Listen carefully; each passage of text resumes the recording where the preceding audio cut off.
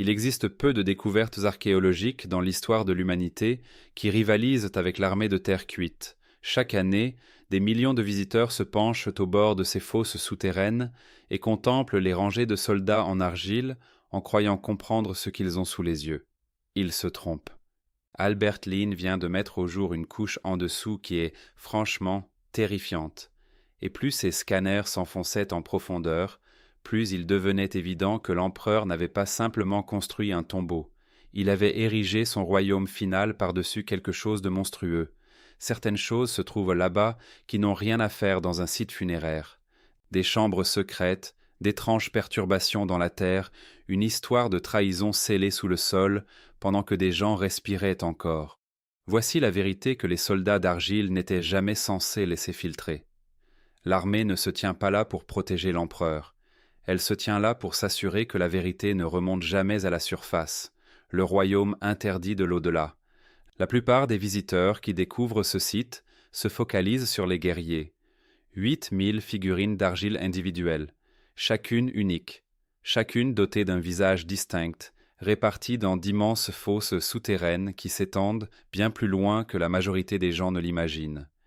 Mais les guerriers ne constituent que l'entrée principale. L'étendue totale de ce complexe souterrain couvre des milliers d'hectares. Les chercheurs qui ont examiné la configuration d'ensemble pensent que l'empereur ne se préparait pas simplement à mourir. Il construisait une version de remplacement complète de son empire. Si le monde du dessus s'effondrait, si sa dynastie s'écroulait et que ses ennemis triomphaient, son esprit aurait encore une civilisation entière qui l'attendait sous la terre, parfaite, permanente et entièrement soumise à sa volonté. C'est pourquoi le complexe comprend des écuries en argile, des outils en bronze encore fonctionnels après 2000 ans, et des animaux sculptés fabriqués dans la même terre cuite que les soldats. On y trouve des oiseaux en argile, du matériel agricole en argile. Chaque détail de la vie quotidienne reproduit sous terre, afin que l'empereur ne manque de rien. Mais il existe une théorie qui va bien au-delà d'une simple préparation. Certains chercheurs pensent que l'empereur ne planifiait pas seulement sa mort. Il cherchait à la vaincre. Il passa des décennies à rechercher obsessionnellement une potion d'immortalité, envoyant des expéditions aux 4 coins du monde connu, consultant des mystiques et des alchimistes, ingérant des substances que ses conseillers affirmaient capables de prolonger sa vie indéfiniment. Son obsession n'était pas une rumeur, elle est documentée. Il croyait sincèrement que la mort était un problème qui avait une solution, et il disposait des ressources d'un empire entier pour la trouver. Lorsque ses recherches revinrent aux bredouilles, il se tourna vers le tombeau lui-même. Certains spécialistes estiment désormais que l'ensemble du complexe n'était pas un lieu de repos, mais une machine, un vaste mécanisme rituel conçu pour ramener son âme par-delà la frontière entre la mort et la vie. Chaque soldat d'argile, chaque canal de mercure liquide, chaque étoile peinte au plafond de la chambre intérieure constituait un composant actif de cette machine, une carte que son esprit devait suivre pour rentrer. Cela ressemble à de la superstition, jusqu'au moment où l'on observe la précision des détails. Les soldats ne font pas face dans une direction aléatoire. Ils regardent vers l'est, en direction des territoires des ennemis que l'empereur avait passé sa vie à conquérir. Ils ne se reposaient pas. Même dans la mort, il était positionné pour la prochaine guerre. Chaque détail était intentionnel. Et le vrai choc survint lorsque des caméras haute résolution regardèrent au-delà de ces visages d'argile et dans les espaces obscurs qui s'étendèrent derrière eux. L'enquêteur. Albert Lin n'arriva pas sur ce site comme un visiteur ordinaire. Avant même de descendre de l'avion, il avait déjà conscience du poids de ce dans quoi il s'engageait. Lin n'est pas le genre de chercheur qui aborde un mystère avec une pelle et un carnet de notes. Il travaille avec des instruments conçus pour trouver ce qui n'est pas censé être trouvé. Des technologies de balayage développées à l'origine pour localiser des objets enfouis dans des zones de conflit actifs. Des appareils capables de lire la Terre comme une radiographie lit un corps. Ces travaux sont reconnus au plus haut niveau de sa discipline à l'échelle internationale. Il a exercé dans certains des environnements archéologiques les plus sensibles de la planète. Rien de tout cela ne l'avait véritablement préparé à ce que le gouvernement chinois dissimulait ici depuis des décennies. Accéder aux zones réglementées de ce site était une tâche quasi impossible. Pendant des décennies et des décennies, les sections les plus sensibles étaient maintenues sous un contrôle gouvernemental strict. Les vols de drones au-dessus de l'ensemble du complexe étaient interdits. Chaque analyse nécessitait une autorisation émanant des plus hauts niveaux de surveillance. Même les chercheurs chinois qui travaillaient sur ce site depuis des dizaines d'années évoluaient souvent sans connaître la totalité de ce qui se trouvait sous leurs pieds. La compartimentation de l'information était délibérée. Chaque équipe ne connaissait qu'une partie du tableau. Personne, en dehors d'un cercle très restreint, ne détenait l'ensemble des éléments. D'une manière ou d'une autre, Lin obtint la permission d'aller là où aucun enquêteur étranger n'avait jamais été autorisé à se rendre. La façon dont cette autorisation fut obtenue n'a jamais été clairement expliquée. Dès l'instant où son équipe posa le pied sur le site, la tension fut immédiate et presque palpable. Des officiers en uniforme surveillaient chacun de ses mouvements. Ils inspectaient son équipement pièce par pièce avant de l'autoriser à entrer. Chaque vol de drone exigeait une demande formelle distincte. Chaque analyse était conduite avec quelqu'un se tenant directement derrière lui, les yeux rivés sur l'écran à mesure que les données apparaissaient. Pendant que son équipe installait les instruments à l'intérieur des fosses, l'atmosphère semblait lourde d'une façon qui n'avait rien à voir avec la profondeur ou la température. Lin confia par la suite que se tenir au cœur du complexe donnait l'impression d'être dans un espace qui n'avait pas été conçu pour les vivants. Cette remarque n'est pas métaphorique. Très peu de personnes avaient jamais occupé ces emplacements précis. Encore moins avaient eu la permission de diriger des instruments vers ce qui se trouvait en dessous. Il traversa des chambres scellées depuis plus de 2000 ans. Les soldats d'argile surgissaient dans toutes les directions. Certains étaient figés comme s'ils s'apprêtaient à dégainer une arme, d'autres affichant une immobilité plus troublante encore que toute expression d'agressivité. Il aperçut des chars aux roues encore structurellement intacts. Des écuries avec des chevaux d'argile posés en plein élan, comme s'ils attendaient un cavalier qui ne viendrait jamais. Des épées de bronze et des pointes de lance capables de trancher encore aujourd'hui. Des outils abandonnés en plein travail, comme si l'ouvrier était simplement sorti sans jamais revenir. Chaque fosse était un instant figé. Une pièce où le temps s'était simplement arrêté et avait choisi de rester. Mais Lin n'était pas là pour contempler l'art. Il était là pour découvrir ce que l'œil humain ne pouvait pas percevoir, ce que les scanners, eux, révéleraient. Ces drones s'élevèrent, transportant les instruments d'analyse les plus perfectionnés disponibles. Au sol, son équipe déplaçait des systèmes radars en balayage méthodique sur le terrain, lisant la terre à des dizaines de pieds sous leurs bottes. Tandis qu'il observait les rangées de soldats silencieux, vus d'en haut, un malaise s'installa sur l'équipe qui s'intensifiait à chaque heure qui passait. La beauté des sculptures semblait remplir une fonction bien précise, attirer le regard vers le haut et vers l'extérieur, maintenir l'attention en surface, loin de ce qui se trouvait en dessous. Ce n'était pas de la paranoïa, c'était de la reconnaissance de schémas. Quelque chose attendait d'être découvert. Quelque chose que l'empereur avait déployé d'immenses efforts pour s'assurer que personne ne trouverait jamais. La population locale vivant aux abords de ce site l'a toujours considéré comme un lieu maudit. Cette réputation précède la découverte de 1974 de plusieurs siècles. Les agriculteurs qui percèrent la première fosse affirmèrent que leur existence fut définitivement transformée par ce qu'ils mirent au jour. Certains perdirent leurs terres au profit de l'État. D'autres perdirent la santé dans des circonstances qui ne furent jamais clairement expliquées. L'histoire qui circule depuis lors est qu'ils ouvrirent quelque chose qui n'était pas censé l'être, et que cette ouverture laissa une empreinte sur tous ceux qu'elle toucha. Lin devait mettre tout cela de côté. Il est scientifique. Mais même un scientifique porte quelque chose en lui lorsqu'il pénètre dans un espace où des milliers de personnes connurent une faim violente, sous des couches d'argile et de silence. La technologie utilisée par Lin s'appelle le radar à pénétration de sol. Elle fonctionne en envoyant des impulsions d'énergie précises dans la Terre. Lorsque ces impulsions heurtent quelque chose de solide, un mur, un sol, un objet enfoui, une masse de matière comprimée, elles se reflètent vers la surface et construisent une image de ce qui est dissimulé en dessous, une carte faite entièrement d'ombre et d'échos. Quand ces cartes apparurent sur ces écrans, l'équipe se tut. Des murs qui ne figuraient dans aucun relevé architectural existant. Voix off continue, aucun titre, aucune introduction. Des puits verticaux s'enfonçant de plus de 30 mètres à la verticale dans la terre, et des regroupements de formes, des milliers de petits objets serrés les uns contre les autres, que personne ne parvenait à identifier sur le moment. Une théorie veut que ces amas représentent les possessions personnelles de l'empereur, des objets du quotidien reproduits dans des matériaux durables afin qu'ils ne se dégradent jamais. Le genre d'objet qu'un homme obsédé par l'éternité aurait voulu garder à portée de main. Une autre théorie est bien plus sombre. Certains chercheurs pensent que les scanners ne lisaient pas des objets. Ils lisaient les restes de la véritable cour impériale. Non pas des figurines d'argile tenant lieu de personnes réelles, mais des êtres humains placés là en chair et en os pour servir dans l'au-delà, comme ils avaient servi de leur vivant. Plus les appareils s'enfoncèrent dans le sol, moins le paysage souterrain ressemblait à un complexe architectural, et plus il prenait les allures d'un immense charnier chaotique, couche après couche de terre remuée, des ombres profondes sans explication architecturale.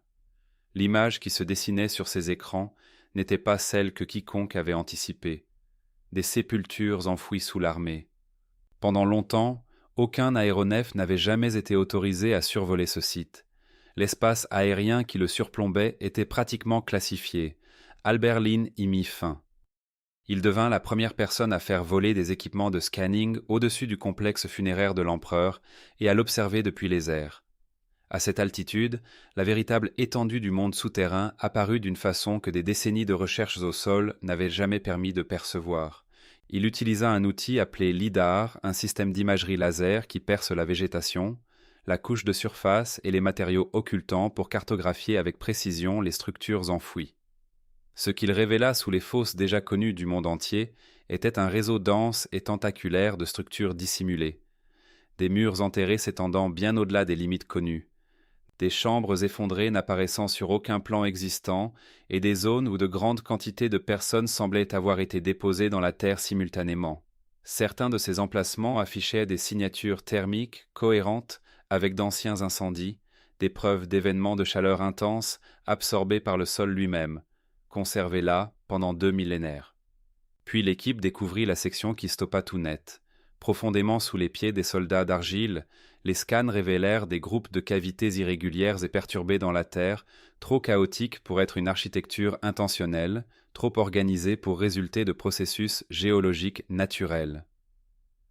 La configuration correspondait à ce que les archéologues légistes reconnaissent immédiatement. Des fosses communes. Le sol dans ces zones était altéré d'une manière bien précise, comprimé et fracturé selon des schémas cohérents avec une force colossale appliquée soudainement.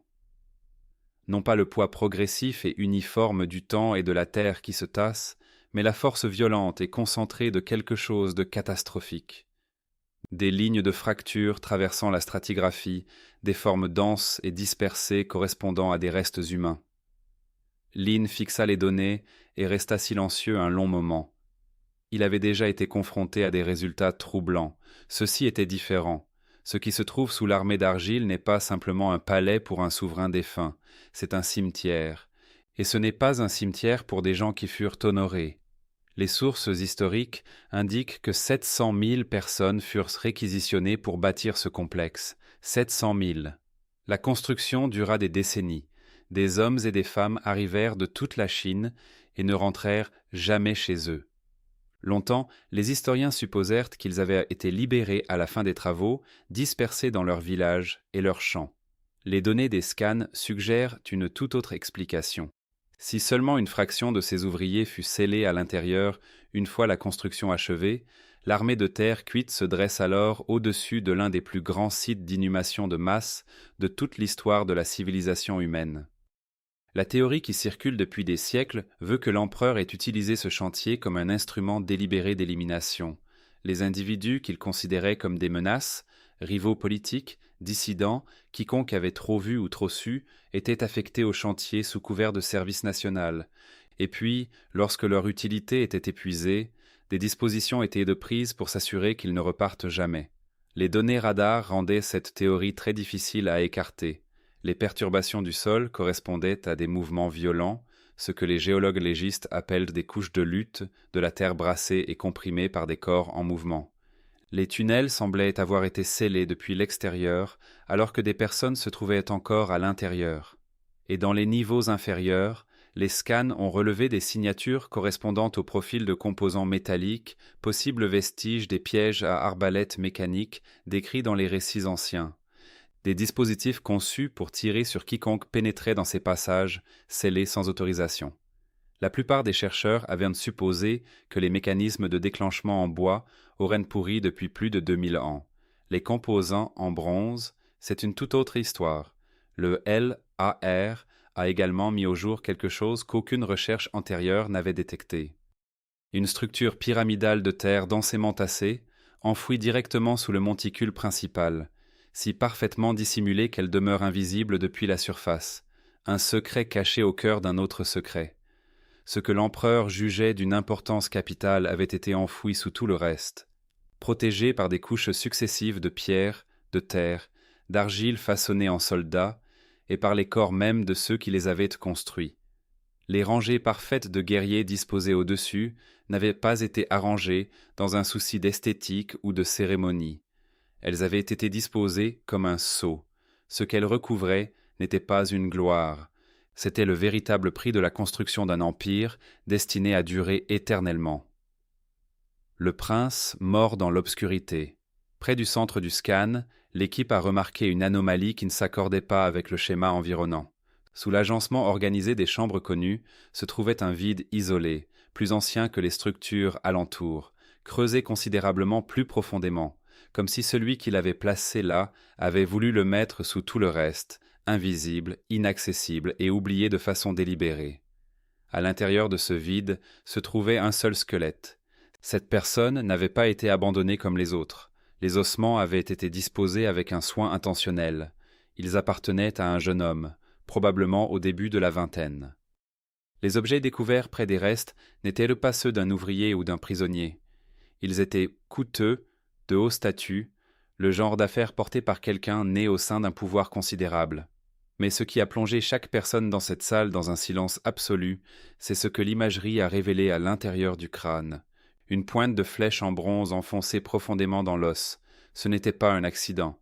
Ce n'était pas un débris résiduel d'une bataille livrée quelque part aux alentours. C'était une exécution, précise, délibérée, et perpétrée sur quelqu'un qui avait été enterré séparément, avec soin, dans un endroit spécifiquement conçu pour empêcher quiconque de jamais le retrouver. La question de la cause de sa mort a été résolue en quelques secondes. Celle de son identité a pris plus de temps, et la réponse qui en a émergé était profondément troublante.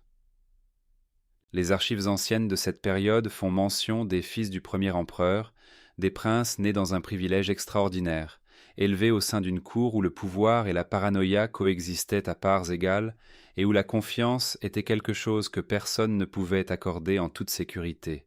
Plusieurs de ces princes ont disparu des archives historiques sans explication. Leurs noms figuraient dans des documents puis s'arrêtèrent tout simplement. Aucun récit de leur mort, aucune mention d'exil ou de disgrâce. Juste un silence là où une vie existait autrefois, comme si les archives elles-mêmes avaient reçu l'ordre de les effacer. Tandis que les chercheurs examinaient les détails entourant cette sépulture, la position par rapport au monticule central, la qualité des objets funéraires, la profondeur, le soin extraordinaire pris pour la dissimuler depuis le dessus, une image s'est assemblée que personne dans cette pièce ne voulait accepter. Ce n'était pas un ouvrier, ce n'était pas un prisonnier ordinaire. Ce jeune homme était peut-être l'un des propres enfants de l'empereur. Il n'avait pas été tué par un ennemi venu de l'extérieur. Il avait été tué sur ordre venu de l'intérieur de son propre sang. La chambre elle-même renforçait l'horreur. Elle n'avait pas la forme d'un tombeau. Ses dimensions correspondaient à celles d'une cellule de confinement. Le positionnement du squelette laissait penser que ce jeune homme avait peut-être été maintenu en vie dans cet espace souterrain pendant des semaines, voire des mois, avant que tout ne s'arrête, gardé en vie, gardé silencieux, effacé du monde d'en haut alors qu'il était encore bien présent dans celui d'en bas. Les marqueurs de stress visibles dans la structure osseuse correspondaient à un enfermement prolongé dans des conditions éprouvantes. Il existe une théorie sur celui qui a donné l'ordre. Le successeur de l'empereur était son deuxième fils, un homme qui s'était emparé du pouvoir dans l'immédiat après la mort de son père. Les historiens ont longtemps soupçonné que sa consolidation du pouvoir avait impliqué l'élimination méthodique de chaque frère et sœur susceptible de contester sérieusement sa légitimité à régner. Non pas un ou deux rivaux, tous sans exception. Les scanners ont révélé plusieurs vides supplémentaires correspondant aux dimensions de la chambre de ce prince, répartis à intervalles réguliers autour du tumulus principal. La même forme, la même profondeur, le même placement délibéré sous le niveau de tout le reste. Toute une génération royale effacée et enterrée aux côtés des ouvriers et des prisonniers qui avaient bâti la tombe de leur père. Aux yeux de celui qui avait pris le trône, ils étaient tous aussi dangereux les uns que les autres. Ils étaient tous des secrets, et les secrets, dans le monde qu'avait créé le premier empereur, appartenaient à la terre. Les rouleaux retrouvés dans des chambres scellées à proximité de l'emplacement funéraire principal de l'empereur. Les chercheurs y ont découvert quelque chose qu'ils ne s'attendaient plus à trouver après 2000 ans, des rouleaux de bambou.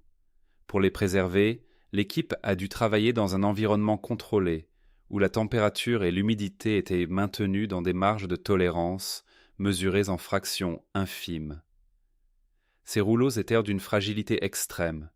Une exposition à des conditions inadaptées, même pendant quelques minutes seulement, aurait pu les détruire à jamais. Le processus de déroulement était minutieux, un travail de semaines plutôt que de jours. Ce que contenaient les textes, une fois qu'ils furent enfin lus à voix haute, n'était pas un catalogue de gloire, ce n'était pas un monument à l'héritage de l'empereur. Pour les historiens qui les lisaient, cela ressemblait davantage à un registre de crimes. Ligne après ligne, les rouleaux décrivaient une société gouvernée par la peur plutôt que par la loi. Un document consignait un décret impérial ordonnant que 460 érudits et intellectuels soient enterrés vivants, pas exécutés rapidement. Enterrés, leur faute était d'entretenir des idées philosophiques et historiques que l'empereur n'avait pas approuvées, des idées qui laissaient entendre que d'autres façons d'organiser le monde étaient possibles, que son pouvoir n'était pas la seule forme de pouvoir qui existât. D'autres rouleaux documentaient la destruction systématique des livres à travers toute la Chine, pas uniquement les textes politiques, l'histoire, la philosophie, les sciences, le savoir médical, l'anéantissement délibéré de toute pensée consignée susceptible d'offrir à quiconque un cadre pour remettre en question l'autorité absolue de l'empereur. Parmi les documents les plus troublants se trouvaient des confessions, signées par des ingénieurs, des bâtisseurs et des artisans ayant travaillé sur le complexe funéraire. Lire les accusations portées contre eux est une expérience profondément inconfortable. Certains étaient accusés d'avoir nourri des pensées critiques à l'égard des méthodes de l'empereur, d'autres d'avoir travaillé avec trop peu de zèle, d'autres encore d'avoir fréquenté des personnes elles-mêmes accusées de quelque chose, la chaîne des accusations se propageant dans toutes les directions sans limite logique. Les aveux étaient extorqués, consignés, classés, puis ceux qui les avaient signés rejoignaient les milliers de personnes déjà enfouies sous l'argile. Chaque individu présent sur ce chantier était surveillé. Chaque geste était évalué. Chaque relation constituait une menace potentielle. Un mot de travers, un instant d'hésitation visible, une accusation formulée par un collègue qui avait quelque chose à y gagner, et vous deveniez une partie des fondations plutôt que quelqu'un qui y avait travaillé.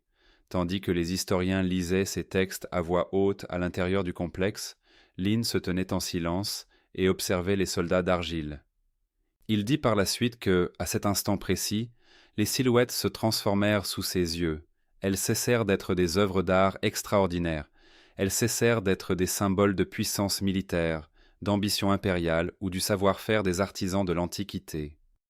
Les soldats étaient devenus ce qu'ils avaient toujours été en réalité, une garnison permanente figée en formation au-dessus d'un lieu bâti sur la souffrance et le silence imposé, montant la garde pour s'assurer que cette souffrance resterait enfouie.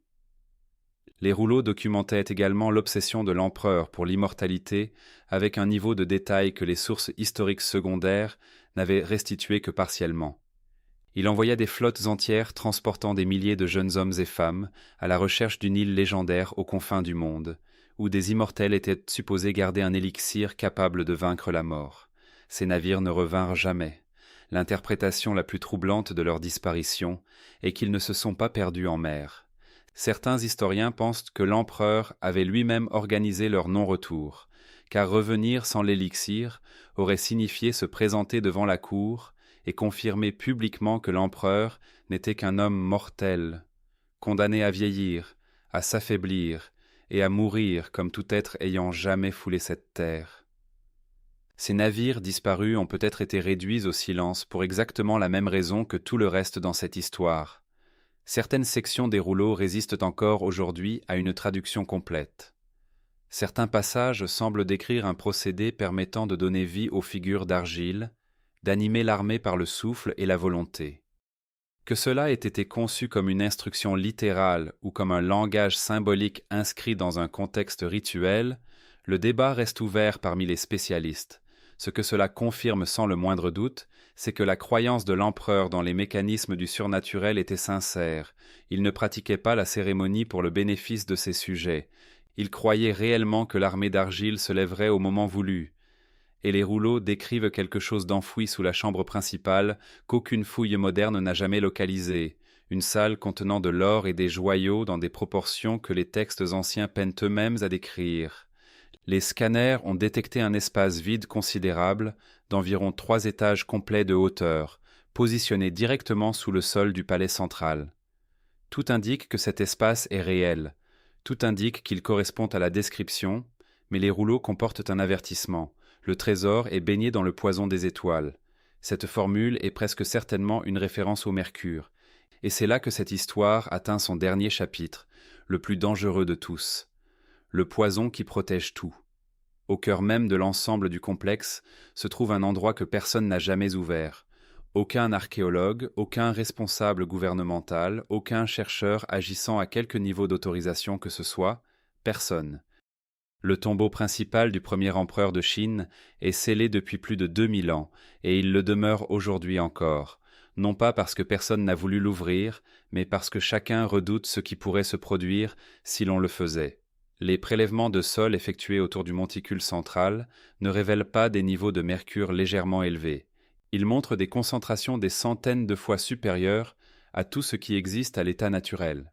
Des récits écrits anciens décrivent les architectes de l'empereur concevant des rivières de mercure liquide s'écoulant en permanence à travers une maquette de son palais à l'intérieur de la chambre funéraire. Un empire miniature d'argent coulant sans fin sous la terre. Le palais en surface reproduit en miniature pour l'éternité en dessous. Pendant très longtemps, ces récits ont été classés comme légendes, comme exagérations. Le genre d'histoire qui s'amplifie à chaque génération. Les relevés du sol confirment que le fond de cette histoire n'est pas une exagération, c'est une documentation. Si la chambre principale était ouverte aujourd'hui, l'atmosphère sous pression qui s'y est accumulée pendant 2000 ans se déverserait vers l'extérieur en un instant. Les vapeurs de mercure aux concentrations indiquées par les données du sol sont acutement toxiques. Une exposition létale peut survenir en quelques minutes à des concentrations bien inférieures à ce que les données suggèrent ici. Ce qui commencerait comme la fouille archéologique la plus significative de l'histoire moderne pourrait devenir un événement catastrophique avant que quiconque ait eu le temps de réagir. Et ce n'est pas la seule menace. Dans les années 1980, des chercheurs ouvrirent pour la première fois une fosse subsidiaire de moindre importance. Les archéologues ont observé, impuissants, la peinture des soldats d'argile, des couleurs parfaitement conservées depuis plus de 2 millénaires, se décoller en quelques secondes à peine après leur exposition à l'air libre. Le changement de pression et d'humidité avait déclenché une réaction chimique irréversible. Des teintes ayant survécu 2000 ans avaient disparu avant que quiconque puisse intervenir. Si la chambre principale de l'empereur renferme des structures en bois, des textiles de soie ou des surfaces peintes, l'ouverture du tombeau pourrait effacer l'histoire même qu'il est censé préserver. La découverte et la destruction se produiraient au même instant. Les analyses de Lin sur la structure centrale n'ont fait qu'approfondir le mystère. Les données correspondaient aux anciens récits décrivant ce qui se trouve à l'intérieur de la chambre scellée. Pourtant, une conclusion s'est imposée avec une clarté absolue. L'empereur a conçu cet endroit pour qu'il reste scellé à jamais.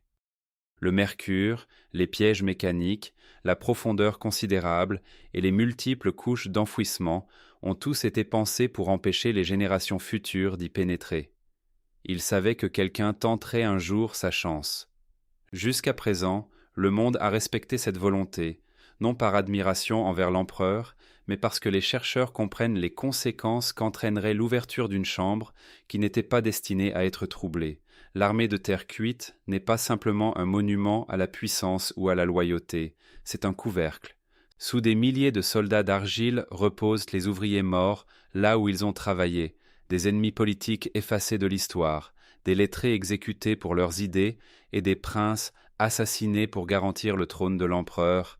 8000 guerriers se tiennent encore en formation parfaite, le regard tourné vers l'Est, gardant des secrets qui n'ont jamais été destinés à avoir des témoins. Albert Lynn est entré sur le site en tant que scientifique et en est reparti avec des preuves confirmant ce que les anciens textes suggéraient depuis longtemps. L'une des plus grandes merveilles archéologiques du monde est peut-être aussi l'une des plus grandes scènes de crimes de l'histoire. La vraie question n'est pas de savoir si quelque chose de plus terrifiant que le mercure et des pièges millénaires attend dans la chambre finale, c'est de savoir si nous sommes prêts à découvrir la vérité. Partagez vos réflexions dans les commentaires. Si cette histoire a changé votre regard sur l'histoire, aimez et abonnez-vous, car certains des plus grands secrets de l'humanité reposent peut-être encore sous terre. Merci de nous avoir regardés.